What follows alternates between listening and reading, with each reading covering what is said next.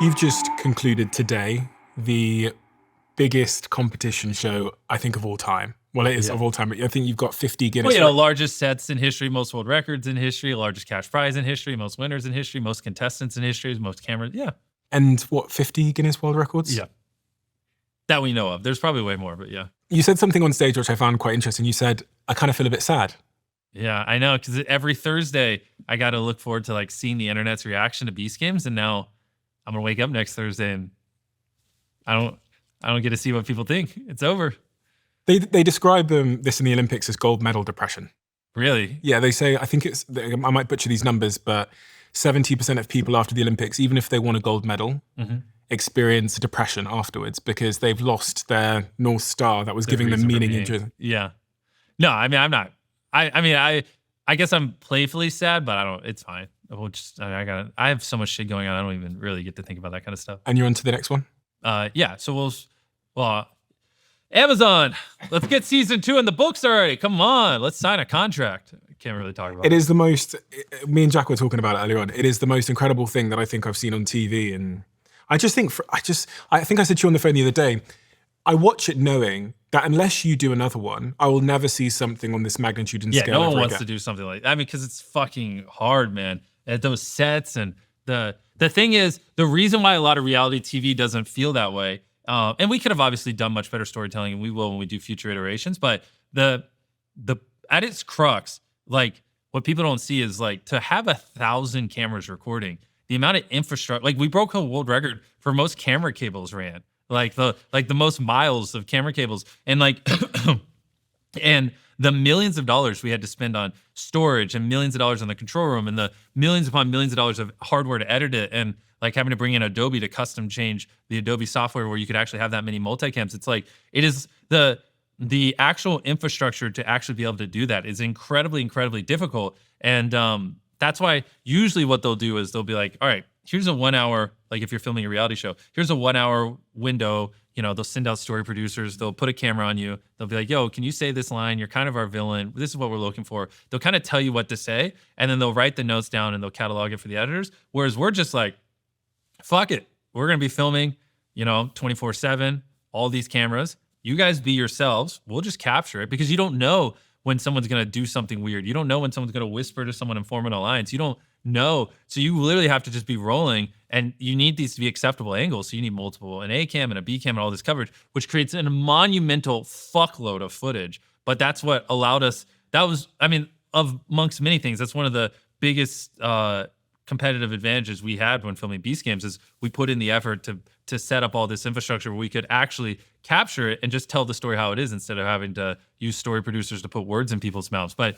it's a fucking nightmare, man. Like I had over 150 people editing that. I mean, we were combing through unfathomable amounts of footage and everything. And I mean, even things from like the computer network and our local IT constantly crashing because there's just so much footage there. And like, if I were to send all the Beast Games footage to just one editor, it would probably be like $300,000 in hard drives. And, and if you have 150 editors, it's just impossible. So you spend millions of dollars and you build a central server room. And so we have our own server racks and everything. And then you have them remote in there. But even then, just due to the sheer volume of footage, Adobe and everything was just constantly crashing. And it's like, it was a nightmare on the back end. But it's great because that's why we were able to tell what actually happened and why it feels different, because we were recording nonstop 24/7. I was wondering as I was watching it, if Amazon are aware of the fact that you're just going to give away the money like this, like when you like flip the coin and it adds another $5 million. But that didn't affect them. I lost a ton of money filming the show, so that came out of my pocket. Really? Yeah, we spent way too much money on it. I lost tens of millions of dollars on that show. Really? Yeah, I'm an idiot. Because the headlines came out as like Amazon give MrBeast $100 million to do show. So I'm thinking, okay, I'm doing the math. I'm thinking, okay, so that he spent 20 odd million on the prizes. Mm-hmm. Yeah, we gave away. So there must be 80 million left or something. I mean, so episode 1, we spent over $15 million on those towers, building them all. Like that was the most towers ever built, the most hydraulic press or whatever used. I mean, that set was fucking crazy, man. We had to build 1,000 towers that were 10 feet tall, safety test them all, get it where they actually work. We had to literally hardwire them all and build like our own software where we could drop people. We had to put up all the screens. I mean, that's like arguably one of the largest sets ever built in history. That was just episode 1. And that's just like the construction of the set. That's not including, like you said, we gave away over $20 million. I think over $2 million was in episode 1. And then episode 2, we have the city, which that was a $14 million set build. And that was huge. I mean, because that was a real city that they were living in, you know. And then I could, go. But just between the 2 million we gave away plus those 2 sets, I mean, already right there, you're at over $50 million. How much did the whole thing cost? That I have been advised not to say because people will hear big number and be like, oh, well, I could have made a good show if I had that kind of money. But the thing is, they couldn't because money isn't everything. Like building and managing it is infinitely harder. But is it more than 100 million? Yeah, of course. Yeah, of course. I mean, well, I just told you how we spent 50 million, and that we're only 2 episodes in. So how out of pocket are you? Tens of millions. Yeah, it was not a good financial decision to make Beast Games. I lost money. I would have more money if I didn't film it. Any regrets?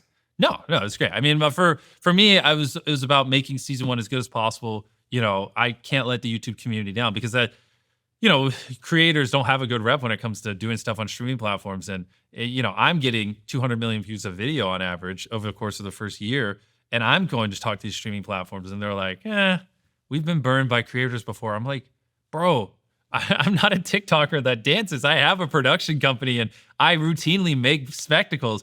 And even me, these streaming platforms, they weren't taking serious. So I was like, fuck, like if I fail, it's over. Like no streaming platform's ever going to touch a YouTuber ever again. So my big thing was just making sure this crushed. And, now the doors are opening up. I mean, I'm getting calls from creators left and right. And they're like, oh, yeah, streaming platforms, they wouldn't talk to me before. Now they're coming. Like I would try to get a meeting with them and they were like, no. Now they're like begging to like have meetings with them. And I already know of 2 creators that have signed deals just on the back end success of Beast Games. And probably, I mean, hundreds of millions of dollars is going to flow into creators' pockets just because of Beast Games in the next year. Well, on Rotten Tomatoes, which is not an easy an easy critic to please. No, it was like 90% approval from fans, which is pretty unheard of on Rotten Tomatoes. I know. But also, I hear through the grapevine that it is on track to become one of Amazon's biggest shows of all time.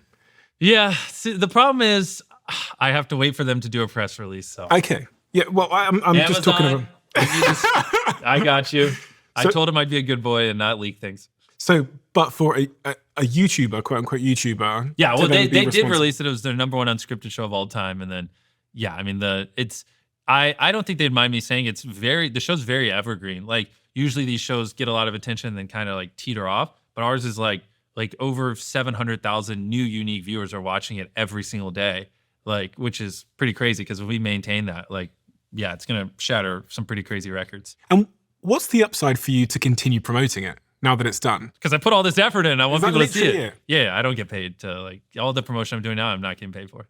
Really? But I mean, I guess the upside would be the better season 1 does, the more money I get for season 2, 3, 4, 5, etc. If I sit here with you in 10 years' time, Jimmy. Yep. Oh, boy. And everything went to plan. You're 36 at that age. I already know what you're going to ask. Yeah, I mean, I hate that kind of stuff because if you ask me, the problem is if you asked me this like 5 years ago, I never would have said anything about Feastables or a lot of the stuff I'm doing now. And so the honest answer is I don't know. I mean, I think in what I'm doing, hopefully by then I have 2 billion subscribers on YouTube. Beast Games is bigger than we ever imagined. Hopefully Feastables has gotten over 1 million kids out of child labor by then. And, I probably will have 2 or 3 other businesses that I'm very passionate about that are hopefully crushing. And yeah, I don't know. And personally? Maybe I'll have a kid by then. I don't know. I mean, only time will tell. It won't be until I feel like I could actually have enough time to be a good dad. But I don't even know, man. I don't think about my personal life. I just think about winning and got to build. This is the most crazy stat you'll ever hear. 93.3% of you that watch this channel frequently haven't yet hit the subscribe button. So if you liked this clip and if you like what we do here, please can you do me a favor and hit that subscribe button? And in return, I promise you, I will do everything I can from now until forever to make this channel better and better and better. Thank you.